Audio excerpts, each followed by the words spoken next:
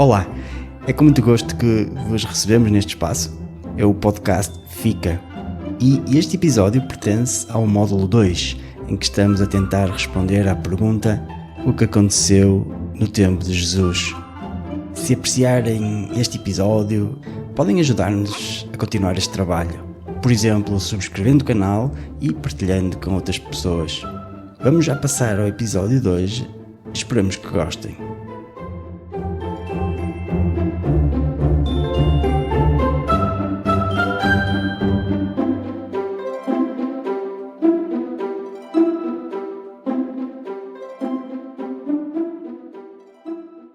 Olá a todos, sejam muito bem-vindos de volta ao podcast Fica. Estamos no 10º episódio do módulo 2. Eu sou o José Pedro e hoje tenho a alegria de ter novamente comigo a Mafalda. Olá, Mafalda. Olá, Zé Pedro. Olá a todos os que nos ouvem. É muito bom poder estar aqui novamente para mais uma partilha e para mais um passo nesta caminhada. Ainda bem que aceitaste este convite. Então, Mafalda, neste nosso percurso no módulo 2, temos vindo a aprofundar a caminhada de Jesus e os seus ensinamentos. E no episódio anterior, o 9º, seguimos os passos do Mestre ao entrar na última semana da sua vida, onde está tudo a precipitar-se, não é? Exatamente. Eu gostei muito desse episódio que gravaste com a Ana e acho que o título resume muito bem o tema: o triunfo do que se faz servo. A associação é bastante clara com dois momentos-chave da Semana Santa: a entrada triunfal em Jerusalém e o gesto máximo de serviço feito na última ceia com o lava-pés, não é assim? Sim, não diria melhor. Então Jesus entra em Jerusalém montado naquele jumentinho, ou seja, está-nos a indicar o caminho. A sua realeza reside na humildade e advém do despojamento de si mesmo, tal como a metáfora que ele a seguir nos ensina, do grão de trigo que morre para dar fruto. E o Senhor, por esses dias, sublinha que o protocolo para ser admitido no céu é precisamente o amor a Deus que se concretiza neste serviço aos mais pequeninos. E na última ceia ele faz aquele gesto máximo desse serviço, não é? Ou seja, ele vai lavar os pés aos discípulos. Sim, exato. E é um ato que na época era apenas reservado aos escravos, certo? Sim, exatamente. Ou seja, ele faz isso para que o imitemos neste amor incondicional que serve a todos. Mesmo ao Judas, não é? E falando em Judas, também é curiosa a referência do evangelista às 30 moedas de prata que esse apóstolo aceitou para entregar ao mestre. Esse mesmo era o valor de um escravo naquela época. E por fim, nessa noite, vai instituir a Eucaristia, na qual se oferece por inteiro. Ele oferece o seu corpo e o seu sangue como alimento e como memória viva desta sua entrega, que é contínua, ou seja, ele faz-se presente continuamente. Sim, no fundo o episódio 9 convida-nos a contemplar o exemplo de Jesus. Ele triunfa não pela força, não pela violência, mas pela abnegação. É uma síntese do que deve ser a fé cristã, não é? O que seja ser cristão concretiza-se em gestos palpáveis de serviço. E à semelhança do que Jesus, ele próprio, não é, fez na última ceia. Sim, verdade. Esse dia é muito importante para os cristãos, porque de lá aprendemos muito. E hoje vamos continuar nessa noite de Quinta-feira Santa, precisamente no momento que se segue à última ceia. Portanto, estamos num momento crucial da vida de Jesus. Vamos ver que nos confrontam diretamente com as nossas próprias escolhas. E vamos perceber isso porque há muitas personagens envolvidas e que, talvez, quem sabe, nos possamos rever em alguma delas. Então, Mafalda, o título do nosso episódio de hoje é Negar, Lavar as Mãos ou Ficar. Sem dúvida, é um título que só por si já nos lança muitos desafios, não é? E convida-nos a pensar nas nossas próprias reações perante as dificuldades e perante a verdade, perante o que a vida e a fé nos pedem. Exatamente. É um convite a olharmos para nós próprios, para as nossas fraquezas e para aquilo que são as nossas escolhas. E tal como veremos nas narrativas que vamos explorar de seguida, não é? Exato, e para isso hoje vamos socorrer-nos do Evangelho, E concretamente vamos começar por onde? Então, vamos começar naquele momento em que, a seguir à ceia, Jesus vai ser preso, vai ser entregue. Estamos no Evangelho de São João, no capítulo 18. Então, depois daquela última ceia tão intensa e de no final aquela oração que Jesus fez, pedindo por todos, pedindo pela unidade, que ainda hoje é tão importante, que são no fundo estes momentos de grande intimidade e ensinamento. Então, seguido a isso, Jesus sai com os seus discípulos para o outro lado da torrente do Cédron. Sim, é um sítio onde Jesus já se costumava retirar para orar, portanto, um lugar de refúgio e de partilha com os mais próximos, e é precisamente ali que a traição acaba por se consumar, certo? Certo, ou seja, é o chamado Horto das Oliveiras, e é precisamente nesse local que Judas, um dos 12 apóstolos, chega ao local. Mas neste momento ele já não vem sozinho. Traz consigo uma corte de soldados romanos e os tais guardas também dos líderes religiosos. É uma força considerável que vêm com lanternas, archotes e armas. E no fundo vêm como se fossem prender um perigoso criminoso, não é? E é bastante irónico, não é, Zé Pedro? Sim. Aquele que veio trazer a paz, que curava, que ensinava com mansidão, é tratado como se fosse uma ameaça que exigisse uma intervenção militar tão bem organizada e em tão larga escala. Sim, de facto, há aqui muita ironia de que este Jesus não merecia. Mas o mais impressionante neste relato de São João é precisamente a atitude de Jesus. O Evangelho diz que Jesus sabia que tudo estava para lhe acontecer e não foge, não se esconde. Pelo contrário, adianta-se, não é? Ele toma a iniciativa. Sim, exato. E essa iniciativa é crucial porque mostra que a sua entrega não é forçada, é uma entrega consciente e livre. Ele não é uma vítima passiva dos acontecimentos. Portanto, ele está no controle. Ele sabe que está a cumprir o plano do Pai. Exatamente. E vemos isso na forma como ele se adianta e pergunta: a quem buscais? Ou seja, é uma pergunta que mostra que está ali para se oferecer sem medo. E a resposta dos seus algozes dizem: a Jesus de Nazaré. E a sua resposta, Mafalda, é curta, mas é carregada de significado, não é? A frase: sou eu. Exato, e essa frase, sou eu, que vem do grego ego eimi, é uma evocação direta do nome de Deus, revelado a Moisés na sarça ardente. Quer dizer, Jesus não está só a identificar-se a ele fisicamente, está também a revelar a sua identidade divina. Exatamente. E a sua palavra tem uma tal autoridade que os soldados recuam e acabam por cair, ficam assustados, não é? Portanto, confrontam-se com algo que é divino e ao mesmo tempo humano. Portanto, era uma coisa, devia ser avassalador, não é? Ver alguém tão poderoso e também de uma forma tão humilde, não é? Portanto, sem nunca se esconder, sem tentar fugir, não é? Portanto, ele próprio assume-se, não é? Acho que sim, que esse contraste que mencionas é impressionante. Portanto, no fundo, é a fragilidade aparente deste homem que vai ser preso e esta força, no fundo, esmagadora desta sua identidade divina. E ali no meio vemos a presença de Judas, não é? Aquele que o entregava e que sublinha a dor da traição vinda de alguém tão próximo. Eu não sei, eu acho que deve ser das piores dores que nós podemos experimentar, tirando naturalmente as dores físicas, não é? Sim, sem dúvida. E neste momento entra em cena a reação humana, impulsiva, que conhecemos bem de Pedro, não é? Ele vê o mestre a ser levado e numa reação muito emotiva, não é? De algum desnorte, não é? Acaba por puxar da sua espada e ferir um dos servos do sumo sacerdote, cortando-lhe uma orelha. E de facto nós aqui vemos esta reação tão humana, não é? Perante a injustiça da revolta, não é? Eu acho que é capaz de ter sido isso que Pedro sentiu, uma revolta muito grande e tentar defender o seu mestre acima de tudo.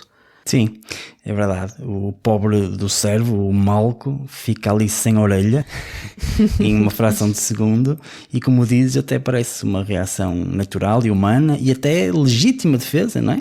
Exato. Pedro, podemos dizer que é um daquelas pessoas autênticas, daqueles que têm os nervos à flor da pele, não é? Que vive tudo com intensidade.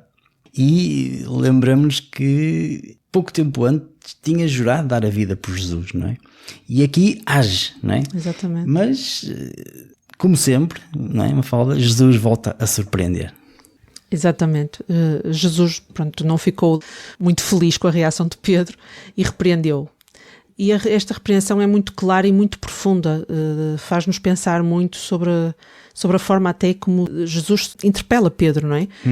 Diz-lhe, dá-lhe uma ordem, mete a tua espada na bainha, não hei de eu beber o cálice que o Pai me deu? E no fundo Jesus rejeita explicitamente a violência como caminho de salvação. Portanto, o reino de Deus não se estabelece pela força. Sim. E isto é uma lição fundamental e que nos deve fazer pensar nos dias de hoje também, não é?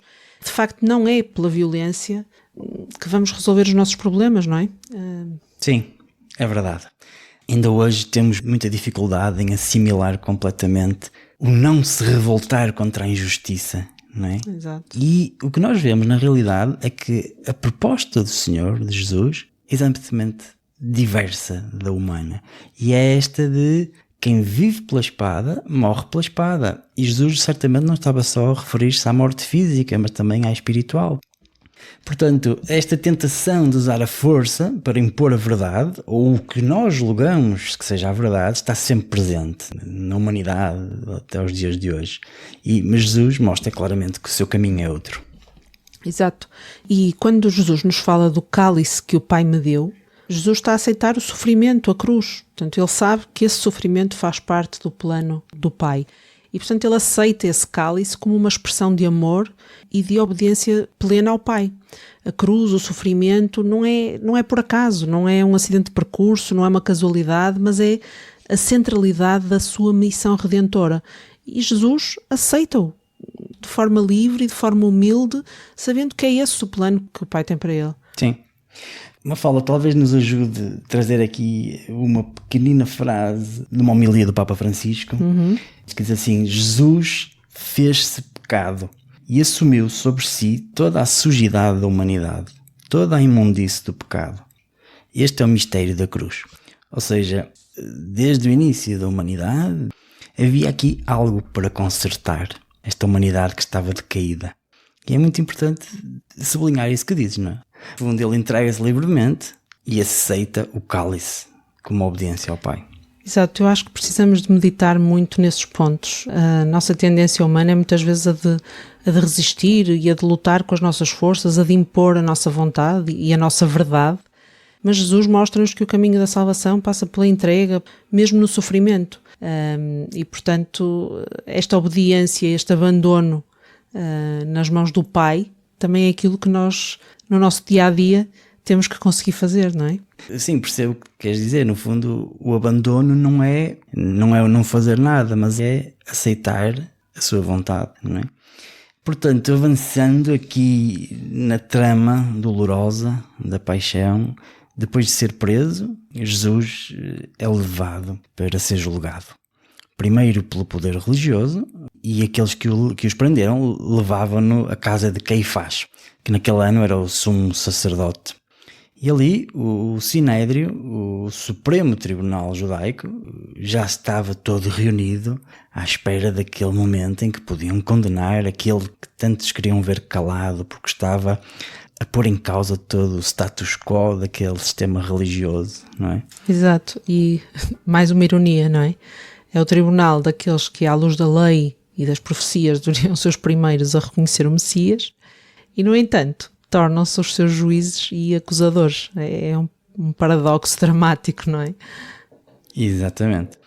E quando isto acontece no interior do Sinédrio, Pedro, podemos imaginar que estava cheio de medo por ver aquele aparato militar e o seu mestre a cair aos pés daquele poder, vai seguindo Jesus de longe, diz o Evangelho. Então ele entra no átrio da casa do príncipe dos sacerdotes e mistura-se no meio dos servos e está a tentar observar o que se passa. Uma tentativa talvez de se manter fiel, de não abandonar totalmente o seu mestre, mas talvez também mantendo uma distância minimamente segura que não o implica ele, não é? Exato, que não o colocasse em risco. E esta distância não deixa também de ser simbólica, não é? Quer dizer, ele está fisicamente perto, mas emocional e espiritualmente está afastado de Jesus, não é? Não consegui compreender, de facto, a magnitude daquilo que se está a passar. E, no fundo, o Sinédrio o que é que procura? Pronto, estão desesperadamente à procura de um motivo legal para condenar Jesus à morte, porque na realidade até agora ainda não o tinham encontrado. Exatamente. Então eles o que é que começam a fazer? Procuram algum falso testemunho contra Jesus, porque, como tu dizes, ainda não tinham encontrado. E o objetivo era esse, o objetivo de o entregarem à morte. E diz o Evangelho que, embora muitas falsas testemunhas se apresentassem, não conseguiam motivo para o condenar. E ainda por cima os testemunhos eram contraditórios, portanto a acusação não se sustentava. Exato, e diante de todas as falsidades e acusações, qual é mais uma vez a atitude de Jesus? Mantinha-se calado, humilde, no seu silêncio. Sim, portanto podemos dizer que é um silêncio que fala, não é? É um silêncio cheio de dignidade, de entrega, de confiança no plano do Pai, não é? É um silêncio, no fundo, que também cumpre aquela profecia do servo sofredor já proclamada por Isaías vários séculos antes, que diz assim: maltratado, humilhou-se e não abriu a boca. Exatamente, o seu silêncio não é por não ter resposta, não é? Ou por fraqueza, é um silêncio escolhido, poderoso, que de alguma forma deixa à vista, não é? E evidencia a falsidade e a injustiça dos seus acusadores. É um silêncio que nos interpela profundamente, não é? Quando é que o nosso silêncio é como o de Jesus? E quando é apenas medo ou conformismo, não é? É um convite a olharmos para nós próprios. Sim, sem dúvida. Sim, até que chega um momento em que esse silêncio vai ser quebrado, porque o sumo sacerdote interpela Jesus diretamente, sob juramento. E a pergunta crucial chega: eu te conjuro, por Deus vivo, que nos digas se és o Cristo, o Filho de Deus. E aqui o silêncio, como tu disseste, termina, não é? E dá lugar à revelação explícita da sua identidade. Jesus vira-se para o sumo sacerdote e diz-lhe: tu o disseste. E acrescenta algo ainda mais forte: digo-vos mais, que haveis de ver o Filho do Homem sentado à direita do poder de Deus e vir sobre as nuvens do céu. Sim, e aqui deixa de haver dúvidas, não é? É uma afirmação claríssima da sua identidade messiânica, de ser ele próprio Deus. E ele utiliza aquela expressão, Mafalda, o Filho do Homem, que remete para a visão do profeta Daniel, onde o Filho do Homem recebe o domínio eterno. E aquela expressão, sentado à direita do poder, significa que ele partilha da autoridade divina, ou seja, partilha do trono de Deus. No fundo, Jesus está a dizer: eu estou no mesmo nível que Deus Pai, eu sou unido a Ele, não é? Eu sou Deus. Exato, é uma revelação direta, não é? E esta revelação é a razão ou o pretexto para a condenação. O sumo sacerdote rasga as vestes em sinal de escândalo e declara que Jesus blasfemou. E todo o Sinédrio concorda. É réu de morte. Ou seja, arranjam aqui um argumento para conseguirem condenar Jesus à morte, que era o seu objetivo. Certo. Portanto, a condenação é injusta, até juridicamente, podemos dizer, mas no mistério da paixão, essa condenação injusta faz parte do plano redentor. No fundo, Jesus dá o testemunho supremo da verdade, oferecendo-se aqui como o Cordeiro inocente pela salvação do mundo. Sim, sem dúvida. E a maior injustiça humana torna-se o meio da maior graça divina, não é? Jesus, o verdadeiro juiz, acaba por ser falsamente julgado. E a sua revelação da sua identidade divina levam a uma condenação injusta e que faz parte do plano de Deus para a redenção, não é? A tal redenção de que falavas e a expiação dos pecados. Sim, é um mistério que nós não conseguimos compreender, mas que era algo necessário, não é? Exato.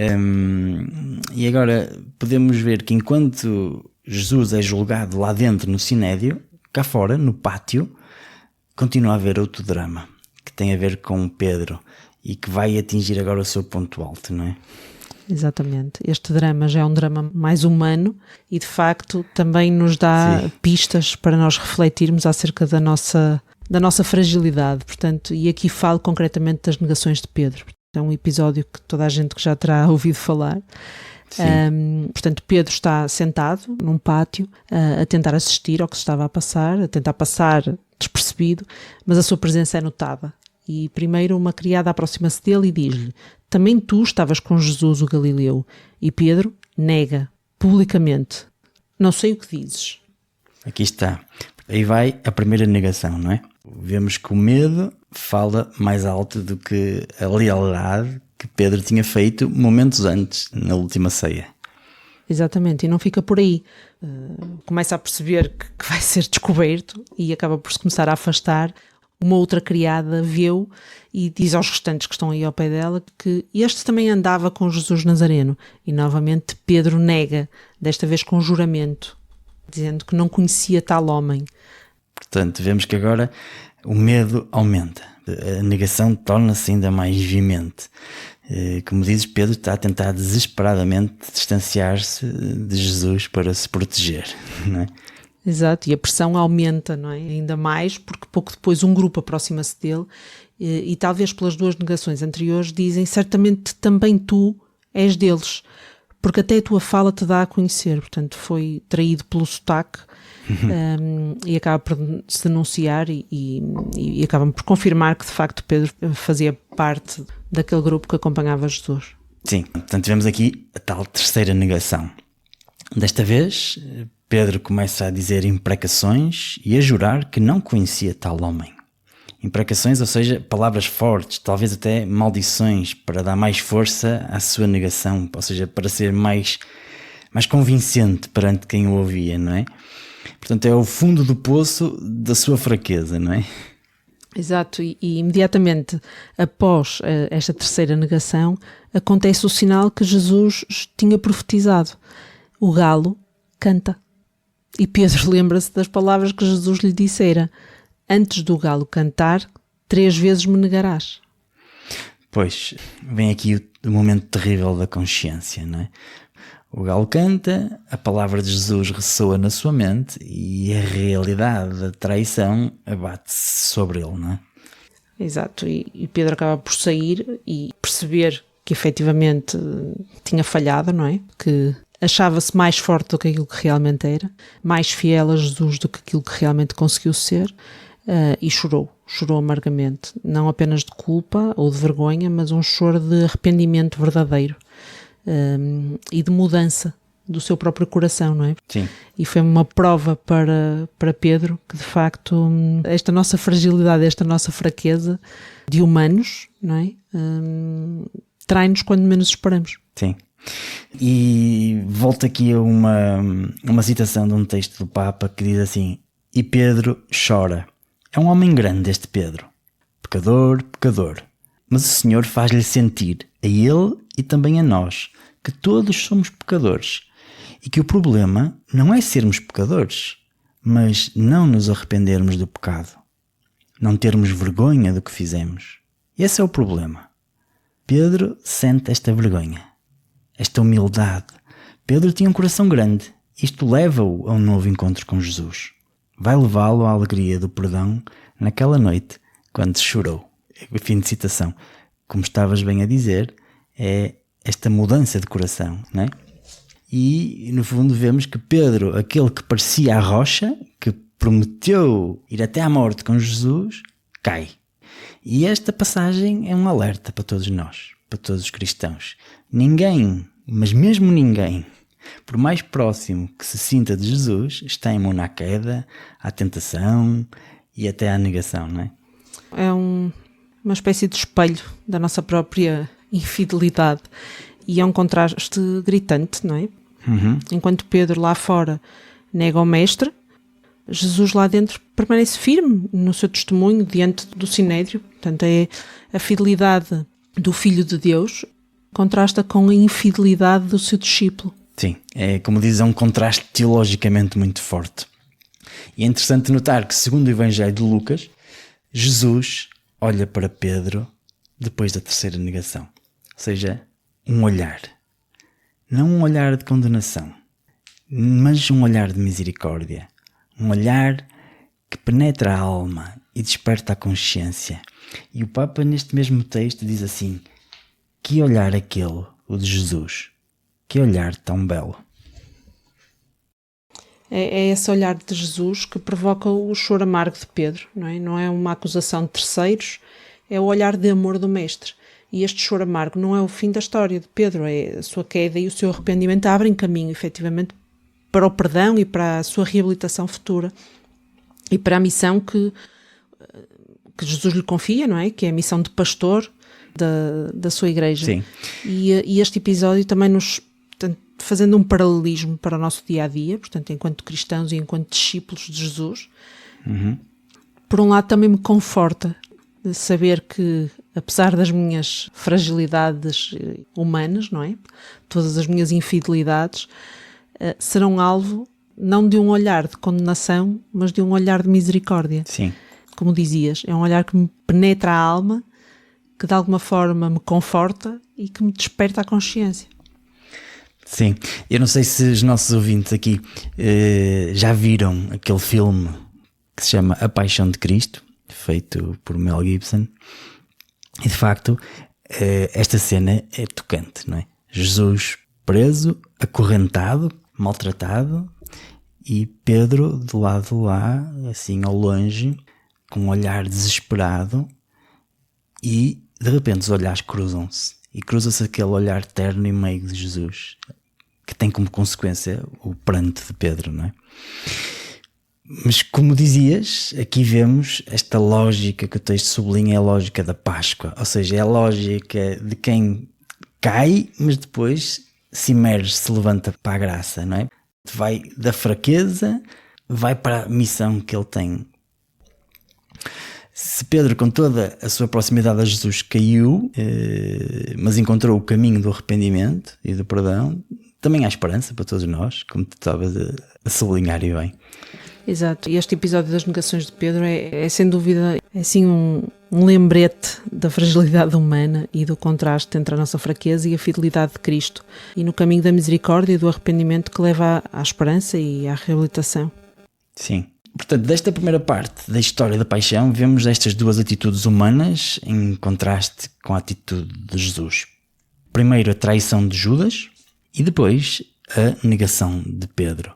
No fundo, são duas formas de negar Jesus, de se afastar dele. A primeira, a de Judas, parece levar ao desespero e até à perdição. A outra, a de Pedro, levou-o ao arrependimento e à sua própria restauração. E é motivo para nós nos perguntarmos o que é que faz a diferença. E a resposta que é a capacidade de se reconhecer pecador e depois dar o passo seguinte, que é o de acolher o olhar de Jesus, que é aquele olhar de misericórdia. Sim, até pode parecer inicialmente que há alguma coisa em comum, mas é uma diferença muito grande no pós-fragilidade. Portanto, a negação de Pedro é dolorosa e real, mas é o ponto de partida para uma conversão mais profunda. Uma fé que, tendo experimentado a própria fraqueza, se torna mais humilde e dependente da graça de Deus, o que não aconteceu com Judas, não é? Sim, sobre esta traição de Judas e o desespero que ele vive, há um texto muito interessante do Papa Bento XVI e diz assim: torna-se ainda mais denso o mistério acerca do seu destino eterno, até porque sabemos que Judas, como diz o Evangelho, se arrependeu e restituiu as 30 moedas de prata aos sumos sacerdotes, dizendo: pequei entregando sangue inocente. Continua o Papa: mesmo se em seguida ele se afastou para se ir enforcar, não compete a nós julgar o seu gesto, substituindo-nos a Deus infinitamente misericordioso. Ou seja, nós não sabemos o que é que terá acontecido no último instante da sua vida, não sabemos se foi resgatado pela misericórdia, se ele próprio aceitou a misericórdia de Deus. Exatamente. Portanto, não nos cabe a nós julgar, não é? Portanto, Mafalda, chegamos aqui a um ponto, acho que poderíamos fazer aqui uma pequena pausa para refletir sobre estas primeiras cenas, sobre a entrega livre de Jesus e estas respostas tão humanas, tão falíveis dos seus discípulos. Sim, parece-me uma ótima ideia, Zé Pedro. Vamos fazer uma pausa para assimilar a profundidade destes momentos. Então voltamos já de seguida. Até já. Citando uma frase conhecida, a Igreja Viva não é um clube de gente perfeita. Pela vontade de Jesus, é um lugar para a mudança gradual de gente comum. Tal como nós, tal como tu. Fica conosco.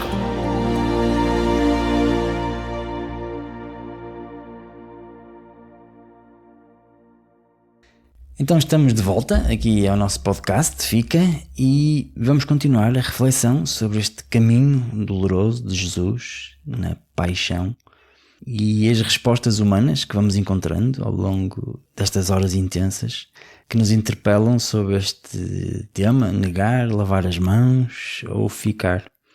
Portanto, Mafalda, já falamos da prisão de Jesus e da parte do negar. E agora Jesus é levado para ser julgado pelo poder civil, o poder romano. Sim, basicamente aquilo que aconteceu aqui foi que os líderes judeus, portanto era um poder religioso, não tinham autoridade para executar uma sentença de morte. E então aquilo que fizeram foi, pegaram em Jesus e foram com ele a Pilatos, o governador romano, e mudaram o foco das acusações de forma a que aquilo colhesse alguma aceitação, não é? E então já não diziam que se tratava de blasfémia perante a lei judaica, mas de acusações de natureza política. Portanto, diziam que Jesus estava a incitar uma revolta contra o poder político. Exatamente. Portanto, as acusações que apresentam a Pilatos é que ele estava a sublevar esta nação israelita, que estava a proibir o pagamento do tributo a César e a afirmar-se como o Messias, ou seja, como o rei de Israel.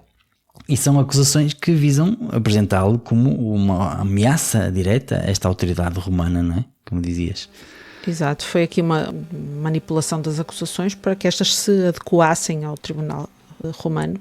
Portanto, queriam livrar-se de Jesus a todo custo e pronto, não estavam a ver muito bem como é que o iam fazer, usaram a ameaça política para o conseguir. Portanto, Pilatos acaba por interrogar Jesus e questioná-lo diretamente se ele é o rei dos judeus. Sim, e é o que Jesus responde de forma significativa. Tu o dizes. Ou seja, não nega, mas também não confirma da forma como Pilatos entende a realeza. Portanto, durante este caminho já fomos percebendo que Jesus explicou que o seu reino não era deste mundo, mas essa distinção não era compreendida nem pelos seus próprios pares, os judeus, nem tampouco por estes romanos, não é? Exato. Portanto, Pilatos acaba por interrogar Jesus e no fim não encontra nada, nada de que o possa acusar. Sim. E reconhece que ele é inocente. Mas os judeus insistem e dizem que ele acaba por incitar o povo à revolta e que ensina por toda a Judeia, desde a Galileia. E o que acontece aqui é que quando temos alguém que diz que é rei e temos alguém que é acusado de ensinar o povo, não é? Normalmente essas coisas não são muito bem vistas e, portanto, Pilatos também provavelmente já estaria a ficar um bocadinho atrapalhado com a ameaça. Sim, de Roma deviam vir as ordens, mantenha essa região de forma pacata desde que não haja problemas, não é? Exatamente. E aqui quando Pilatos ouviu falar que Jesus andava pela Judeia e pela Galileia, vê aqui uma abertura para se livrar deste caso. Portanto, a Galileia estava sob a jurisdição de Herodes Antipas, que no fundo era um rei fantoche galileu que tinha sido colocado por Roma para orientar aquele território. E Herodes estava em Jerusalém naqueles dias porque estávamos precisamente a chegar à maior festa desta nação, deste povo judaico, que era a Páscoa. Então toda a gente se concentrava em Jerusalém. Exatamente.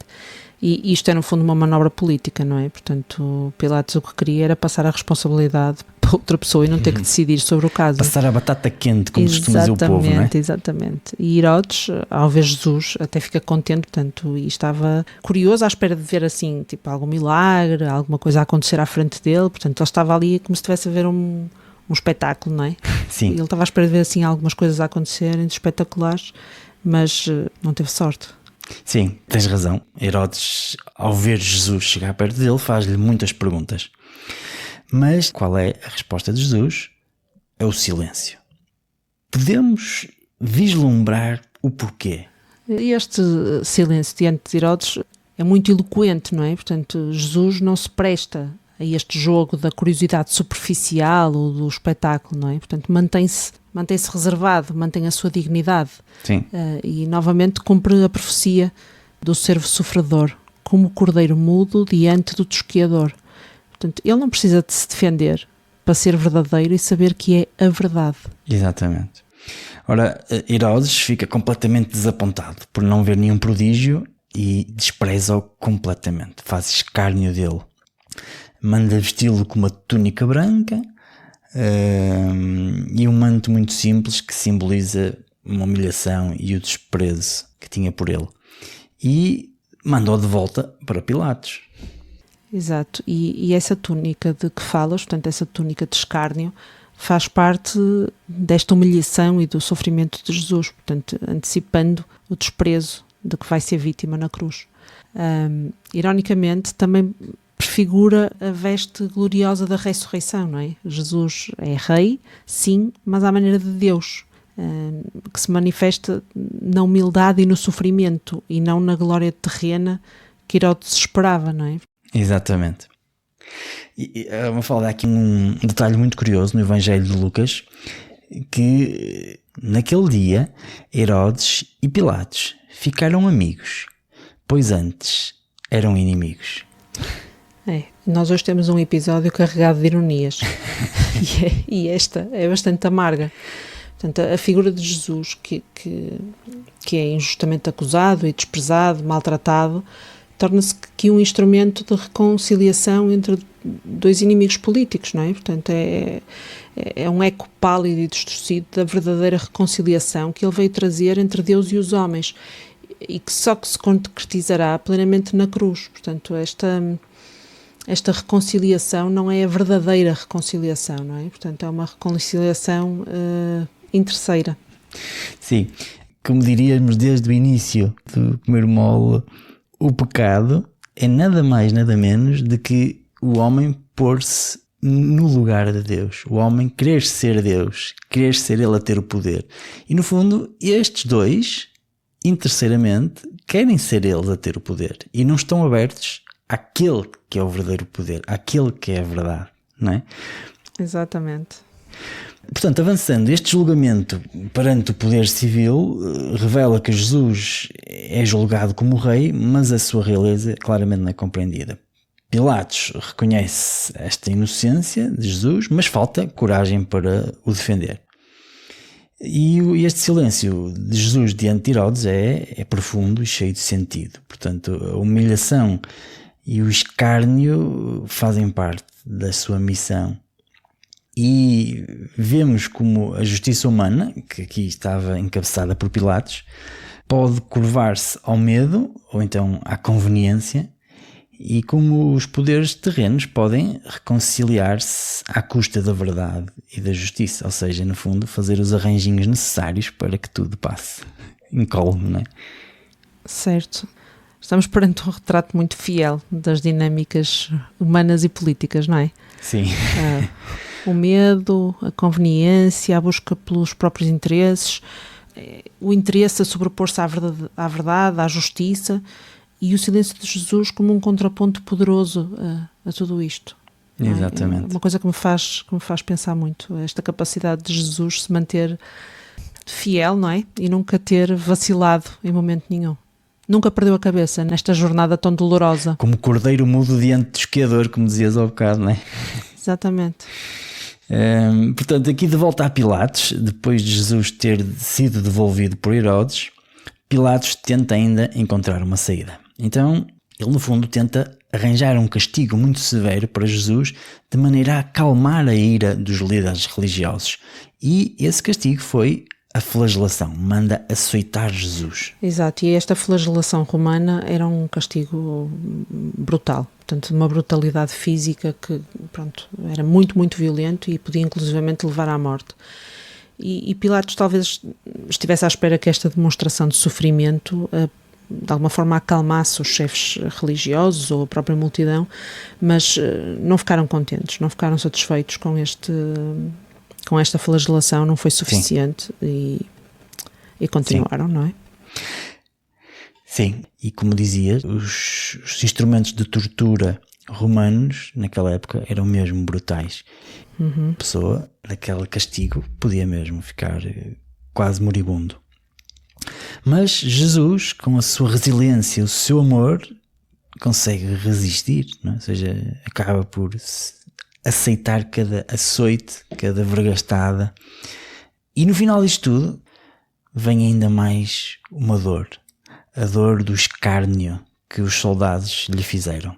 Portanto, estes soldados romanos tecem uma coroa de espinhos, colocam-na na cabeça de Jesus, revestem-no com um manto de púrpura, que era a cor da realeza, e no fundo, o que é que eles fazem, Mafalda?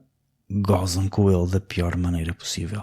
Aproximam-se dele e dizem: "Salve, rei dos judeus!" E dão-lhe bufetadas e cospem-lhe. Portanto, a humilhação no seu estado mais extremo. Exato. Já não bastava o sofrimento físico, ainda fizeram Jesus passar por esta humilhação. E de facto, o que fazem é ridicularizar a sua pretensão de ser rei. E Jesus, mesmo coroado de espinhos e coberto de sangue, revela a sua verdadeira realeza. A realeza do amor que se sacrifica, da entrega total, da vulnerabilidade assumida por amor à humanidade. Vários santos da Igreja aconselham é que quando nós lemos os Evangelhos, nós tentemos ser uma personagem mais dentro da cena. E por vezes podemos imaginar-nos lá metidos no meio. Podemos imaginar que em cada daquelas humilhações, em cada daquelas vergastadas que Jesus foi sofrendo, no fundo está um bocadinho, ou às vezes muito, das nossas negações, das nossas ofensas a Deus, não é? Portanto, Jesus, como Deus, absorve tudo aquilo com um ato de amor. Imaginamos o quanto lhe terá doído, não é? Mas, no fundo, ele já nos perdoou, já nos conteve todo aquele mal. E agora que falas nisso, este exercício de nos colocarmos dentro de cada cena que nos é relatada, eu queria sugerir também aqui aos nossos ouvintes um áudio que me costuma acompanhar na Semana Santa, que é um áudio do Passo a Rezar e que é a Via Sacra com Maria, Mãe de Jesus. É uma Via Sacra relatada pela mãe. Sim. Portanto, com todas as dores que pode significar, não é? Sim. E que nos faz muito refletir no caminho que Jesus percorreu e também faz umas ligações interessantes para o nosso dia-a-dia, e eu sugiro a todos os nossos ouvintes que, quando tiverem a oportunidade, que ouçam. Obrigado, Mafalda, porque ainda não tínhamos falado da Mãe do Senhor, que está sempre presente em todo este processo, ainda que muitas vezes não seja nomeada, ou seja, uma presença também ela silenciosa. Portanto, mantém-se ali aquela ligação de amor. A forma como isto é relatado é uma forma muito bonita e muito terna. Sim. E estas ligações fazem-nos meditar muito sobre este percurso de Jesus e a forma como a mãe o acompanhou. Muito bem. Portanto, voltando aqui ao relato, esta imagem que víamos de Jesus coberto com manto, com uma coroa de espinhos a ser humilhado, é uma imagem muito poderosa. E neste momento Pilatos traz Jesus para o átrio, para fora, e apresenta-o à multidão com aquela frase que ficou imortalizada: Ecce homo, que significa eis aqui o homem. Talvez ele, ao dizer isto, quisesse despertar a compaixão e mostrar até aquele estado deplorável em que Jesus se encontraria, não é? Todo açoitado, todo ferido, escarnecido com aquela coroa de espinhos, não é? Exato, e esta frase tem ressonâncias profundas, não é apenas uma constatação, olhem aqui, eis este pobre homem a sofrer, eis o homem num sentido pleno, não é? O novo Adão, Jesus, o homem perfeito que assume a dor e a humilhação de toda a humanidade. E ele é a imagem do homem redimido, obediente, fiel e que se entrega por amor. Sim, fizeste bem em sublinhar essa visão teológica que é riquíssima. Mas, infelizmente, nós ficamos incrivelmente tristes porque os chefes dos sacerdotes e os guardas não se comovem. Pelo contrário, gritam ainda com mais força e incitam a multidão, dizendo: crucifica-o, crucifica-o. E Pilatos ainda tenta, mais uma vez, resistir e adiar aqui um bocadinho a decisão e diz à multidão: tomai-o vós e crucificai-o, porque eu não encontro nele motivo algum de condenação. Portanto, no fundo, ele reconhece pela terceira vez a inocência de Jesus, ou talvez até a quarta, não é? Se considerarmos aqui que ele foi enviado a Herodes e Herodes também não encontrou ali matéria para o condenar. Sim, mas aqui entra em ação outra vez os judeus a ludibriar naquele poder, que invocam, no último dos recursos, a sua própria lei, a lei de Moisés, para justificar a pena de morte. E dizem: nós temos uma lei, e segundo essa lei deve morrer porque se fez filho de Deus. Ou seja, eles já não tinham mais argumentos e esta última afirmação teve um efeito imediato em Pilatos.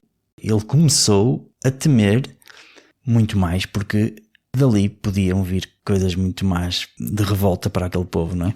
Exato. E Pilatos, que era um pagão, portanto a ideia de alguém reivindicar a filiação divina podia evocar mitos ou crenças que acabavam por inquietá-lo, não é? Portanto, no fundo, o que ele temia era que aquele povo se revoltasse, não é? Portanto, e ficasse ingerível e assustou-se com isso, não é? Sim. E então, mais uma vez, como dizias, ele tenta encontrar aqui mais um caminho e volta a entrar no pretório e interroga Jesus: de onde és tu? E qual foi a resposta, não é? Mais uma vez, o silêncio. E mais uma vez, um silêncio carregado de sentido, não é? Um silêncio que cumpre Isaías, um silêncio que mostra que ele está no controlo e nem sequer se dá o trabalho de se explicar a quem não quer entendê-lo. Sim, e aqui Pilatos fica frustrado e talvez muito irritado por este silêncio e então tenta usar a sua autoridade e diz: a mim não me falas? Não sabes que eu tenho poder para te soltar e também para te crucificar? Como se costuma dizer, ele puxou dos galões, não é? Uma demonstração de quem manda ali. Exatamente. E desta vez Jesus responde-lhe. Notemos que é a última vez que fala a Pilatos e dá uma resposta que coloca o poder de Pilatos na perspectiva correta. E diz-lhe Jesus: tu não terias poder algum sobre mim se não te fosse dado do alto. Ora, aqui está uma afirmação fundamental. No fundo, o que Jesus ensina é que todo o poder humano, mesmo o mais absoluto, como deste líder Pilatos, é transitório e, em última análise, é subordinado à vontade divina. Portanto, Pilatos, sem o saber, está a participar num mistério maior, ou seja, está a ser um ator neste plano que vem do alto. E Jesus ainda acrescenta uma distinção crucial sobre a responsabilidade moral. Aquilo que diz é: por isso, quem me entregou a ti tem maior pecado. Sim, ou seja, faz uma distinção clara. Pilatos age aqui por fraqueza, não é? Está claramente pressionado e age por medo. Agora, os chefes religiosos que o entregaram agem por uma rejeição consciente, ou seja, por uma cegueira espiritual que é voluntária. E podemos aqui discernir que o pecado não tem o mesmo peso para todos, ou seja, a intenção, o grau de consciência conta muito, não é? Sim, e esta distinção não diminui nem tira a culpa de Pilatos. Certo. Mas realça a gravidade do pecado daqueles que mais tinham a obrigação de reconhecer o Messias, não é? E de defender e de o amar e de lhe serem fiéis, foram os que o condenaram à morte. Sim. Estamos aqui a chegar ao clímax, ao momento mais alto, e apesar de todos os seus esforços e do reconhecimento da inocência de Jesus, Pilatos cede. Desde o momento em que houve a acusação de Jesus se fazer filho de Deus, o temor aumenta e ele continua a procurar soltá-lo. Mais acrescenta uma cena paralela que a sua mulher tinha sido avisada em sonhos que aquele homem era justo e tinha manifestado isto a Pilatos. Portanto, havia aqui uma confluência de fatores que apontavam para que ele não fizesse aquela asneira, não é? Exato, mas a pressão acaba por se intensificar, não é? Uhum. Os judeus usam uma arma política derradeira. Portanto, ameaçaram a lealdade de Pilatos a Roma e gritaram-lhe: se soltas este, não és amigo de César, porque todo aquele que se faz rei declara-se contra César. Sim, e aqui vemos que isto é chantagem política pura e dura, não é? E para um governador romano, esta era uma ameaça que ameaçava a sua própria carreira e, no limite, a sua própria vida. Exato, e Pilatos já demonstrara a sua fraqueza e medo da pressão, não é? Porque acabou por não conseguir resistir. Conduziu Jesus para o exterior, portanto sentou-se no seu tribunal, num lugar chamado Gábata, em hebraico, e é o momento em que é tomada a decisão final. Sim, convém dizer que estamos precisamente na sexta-feira de manhã. Portanto, é o dia da preparação da Páscoa. Cerca da hora sexta, da maneira como os judeus contavam as horas. Esse detalhe temporal é de uma densidade teológica enorme, porque a hora sexta era mais ou menos ali por volta do meio-dia. E era mais ou menos neste momento que os cordeiros pascais começavam a ser imolados no templo para a ceia pascal. E, portanto, esta menção à hora não é de facto inocente. Sim, o que o evangelista São João está a querer dizer é, no fundo, Jesus é o verdadeiro Cordeiro de Deus. É o sacrifício pascal definitivo daquele que tira o pecado do mundo. Ou seja, aquele que vai cumprir todas as profecias. E é uma ligação muito sublime e muito profunda, portanto. Pilatos, no seu tribunal, apresenta Jesus uma última vez. Eis o vosso rei. E isto é assim quase como o último momento de gozo perante Jesus, ou até talvez uma provocação aos chefes judeus, não é? Sim, mas a resposta dos chefes sacerdotes é novamente esmagadora. E também para a esperança daquele povo de Israel é completamente trágica, porque gritam e incitam mais uma vez a multidão a gritar: tira-o, tira-o, crucifica-o. E à pergunta que faz Pilatos: hei de crucificar o vosso rei? Eles respondem com aquela frase terrível: não temos outro rei senão César. Sim, esta resposta é uma renúncia explícita ao Messias prometido. E a esperança de Israel, concentrada nos seus líderes religiosos, acaba por rejeitar aquele que vinha, não é? Para reinar sobre eles. E no lugar do rei enviado por Deus, escolhem um imperador romano, que era tão somente o poder opressor, não é? Portanto, ou seja, entre o Messias e o opressor, eles escolhem o opressor. Sim. Faço aqui menção de uma citação do Papa Bento XVI, no seu livro Jesus de Nazaré, que diz assim: no confronto entre Jesus e Pilatos, temos o confronto entre dois reinos, o reino da verdade e da consciência e o reino do poder sem verdade. Jesus vence não com espadas, mas com a profundidade da verdade e do amor. Fim de citação. Essa escolha é de facto aquela escolha que nos continua a ser colocada praticamente todos os dias, não é? Portanto, a escolha entre o poder das coisas terrenas, não é? Aquele poder do dinheiro, o poder da posse, o desejo das coisas, face ao poder divino, não é? E é uma coisa que nos deve fazer meditar muito. Sim. E Pilatos, perante esta escolha de César como o seu rei, e talvez com o peso da ameaça, portanto, a pairar sobre ele, toma a sua decisão, não é? Portanto, uma decisão cobarde, mas que já esperávamos, acaba por entregar Jesus para ser crucificado. E como nos dirá Mateus, lava as suas mãos. Portanto, isto também é uma citação que ficou célebre, não é? E que é muito usada ainda nos dias de hoje, que é quando alguém se quer demitir de responsabilidades, aquilo que diz é: lavo daqui as minhas mãos, fazendo referência claramente a este episódio.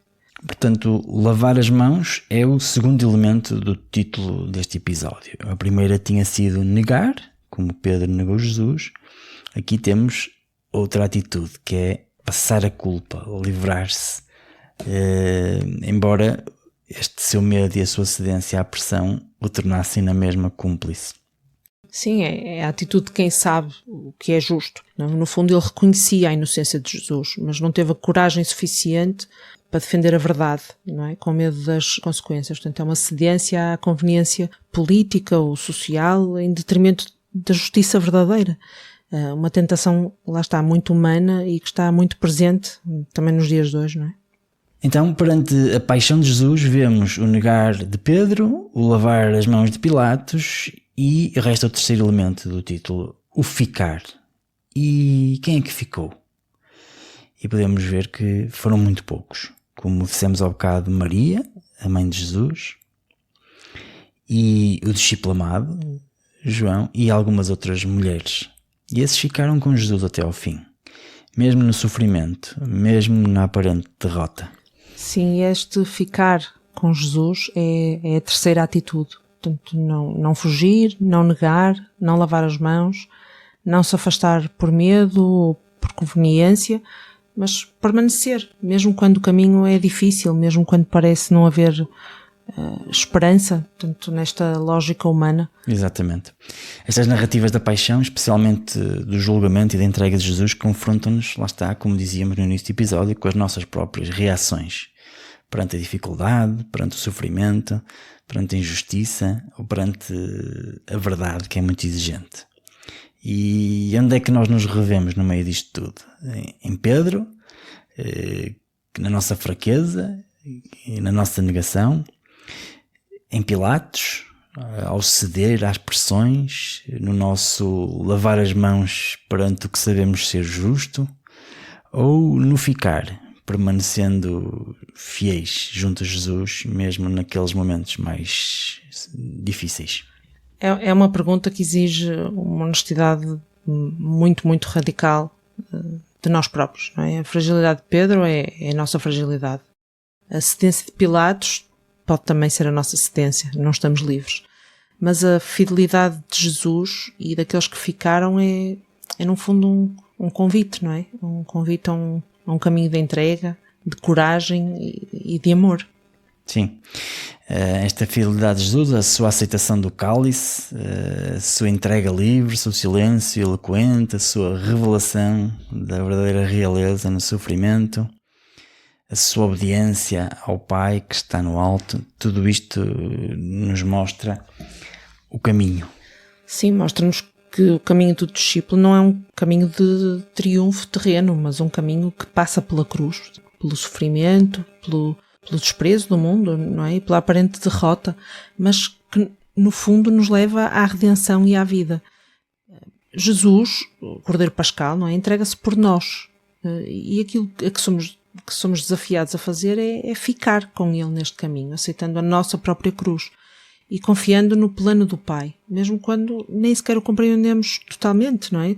Os discípulos também tiveram uma imensa dificuldade em entender algumas dificuldades que foram sendo colocadas e, portanto, aquilo que Jesus lhes pedia era que, no fundo, que se abandonassem, que confiassem e que ficassem fiéis, não é? Que mantivessem a sua fidelidade. Sim. Um dos episódios anteriores que mencionavas era precisamente esse, do dar tudo, não é? Para alcançar o que falta. Aqui os discípulos, perante a paixão, são chamados a dar o seu medo, dar a sua incompreensão, a sua tentação de negar ou de lavar as mãos, não é? Para depois poderem alcançar a verdadeira fé. que não se abala, nem mesmo diante da morte do Mestre, porque confia que a seguir vem a vida, vem a ressurreição. Sim, no fundo, é um caminho de purificação, não é? De amadurecimento da fé. Sim. A queda de Pedro, por exemplo, não o define para sempre, não é? Portanto, Pedro continuou a sua história. O seu arrependimento e o olhar de Jesus abriram-lhe, no fundo, a porta à sua reabilitação, não é? Portanto, é um testemunho poderoso de que Deus não desiste de nós, mesmo nos nossos piores momentos. Claro. E a atitude de Pilatos serve como um alerta severo, ou seja, a justiça sem coragem, sem o reconhecimento da verdade, acaba por nos tornar cúmplices do mal. Ou seja, lavar as mãos nunca nos ilibra da responsabilidade, não é? Sim, e ficar com Jesus na sua paixão significa que nos identificamos com Ele, no seu sofrimento, na sua rejeição, na forma como se entregou. Significa não o abandonar, mesmo quando a maioria o abandona. Mesmo quando isso implica ir contra a corrente do mundo, não é? Quando toda a gente parece ter muitas certezas. No caso dos doutores da lei, não é? Tinham muitas certezas de que ele era uma ameaça muito grande para a humanidade. Sim, e aqui, Mafalda, não resisto a fazer uma comparação com uma atitude que mencionávamos no episódio anterior, que toda a admiração inicial da entrada de Jesus em Jerusalém, não é?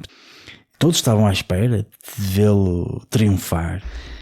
O Papa Francisco lembra-nos aqui num texto que estas passagens criam em nós uma atitude de espanto, de surpresa, não é? Porque passamos em poucos dias da alegria de acolher Jesus à tristeza de o ver condenado.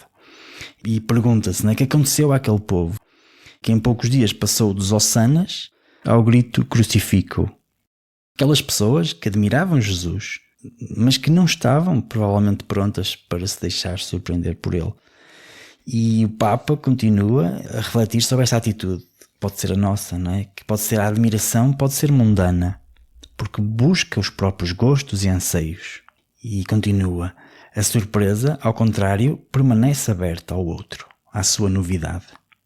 Também hoje há muitos que admiram Jesus, mas a vida deles não muda, porque não basta admirar Jesus, é preciso segui-lo no seu caminho, passar da admiração à surpresa. E qual é o aspecto do Senhor e da sua Páscoa que mais nos surpreende? É o facto de ele chegar à glória pelo caminho da humilhação. Triunfa acolhendo a dor e a morte que nós evitaríamos. Isto surpreende, ver o Omnipotente reduzido a nada. Fim de citação. No fundo é o discipulado exigente, mas que nos transforma e que nos permite experimentar a profundidade do amor de Deus e o poder da ressurreição que se manifestará depois da cruz. Sim, verdade. Este episódio já vai longo. Hoje cobrimos muitos pontos importantes neste 10º passo. Desde a entrega ao livro de Jesus no momento em que foi preso, passando pelos julgamentos religioso e civil, as negações de Pedro, a flagelação, a coroação de espinhos, até à decisão final de Pilatos e a renúncia dos líderes do povo judeu. Sim, é verdade.